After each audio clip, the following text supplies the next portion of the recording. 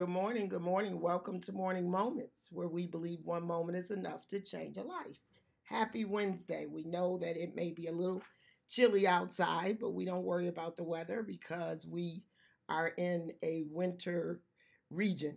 So we know that we are in the winter season. We prepare. I encourage you to wrap up, bundle up, don't leave any skin exposed, get in and out as quick as possible, and stay safe in this weather. Don't ignore the warnings. It's definitely cold outside. Good morning, Kim. Good morning. I am live from my office this morning. I'm preparing for my business summit, so I am remote today. I'm not in my home office, but I didn't want to miss today. I wanted to make sure that we are here and that we are inspiring this morning and that we are ready to start our day. We are motivated and we are ready. Today I was studying in about David, the interesting story of David. What an interesting story. I started to imagine David's mentality, David's scenario of his life. We all know the story, good morning, Sarah, of David, where he was the eighth son. He was the eighth son, and all the other sons lived lavishly in the home, and David was the shepherd boy that lived outside of the home. And I wondered what caused that scenario, what caused that scenario of David to live outside of the home, what caused that separation. And you know the story when Solomon came to find the king. He wanted to anoint the king, and he looked and he told uh, David's father to get all your sons and let me figure out which one of them are the king. And even Solomon was a little confused because he thought that one of the sons that were in the house was the king. And when he began to pour the oil, it wouldn't pour. And that reminded me of probably a lot of us in our situations. We feel like we're isolated, like we're in a lonely place, like we may be dealing with things and circumstances, even in our families, where we are not the one that's readily embraced. We even might be thinking about we are the forgotten person that is outside, but the anointing found David, and the anointing will find you. And you know the story when he said you have to have one more son somewhere. Is this all of your sons? Because Solomon knew that in that house somewhere was the king. And I wonder why the father and all seven of those brothers, no one remembered David. No one remembered to mention David. And isn't that the way we feel sometimes? It's like no one is mindful of the things you're doing, the investments that you're making, the seeds that you're sowing. You feel like you're on a journey and you are forgotten. But I know you understand that David was a praiser. He was a praiser, and I can imagine his life where he was in the field with the sheep.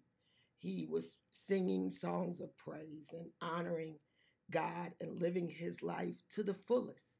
Did not know what his destiny was, didn't understand that he was in preparation for a great journey. And we know the story of David. He never stopped struggling with relationships, he never stopped struggling in his journey. And he got to a point where he asked God to give me a clean heart and renew in me a right spirit, because it seemed like everything that he put his hands to do, he failed at it. He had a bad wife that would ridicule him in private, and he just failed in relationships. But yet he was chosen for a great destiny.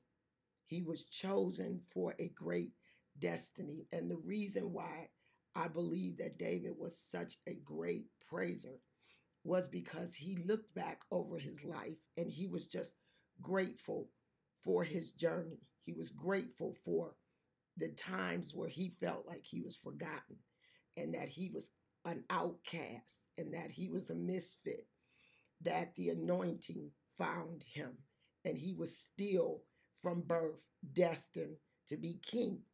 And so your journey doesn't measure up to what is preserved for your life. Don't get discouraged by the lessons that you're learning. Don't get discouraged by the journey that you have. Don't even get discouraged by the job that you have.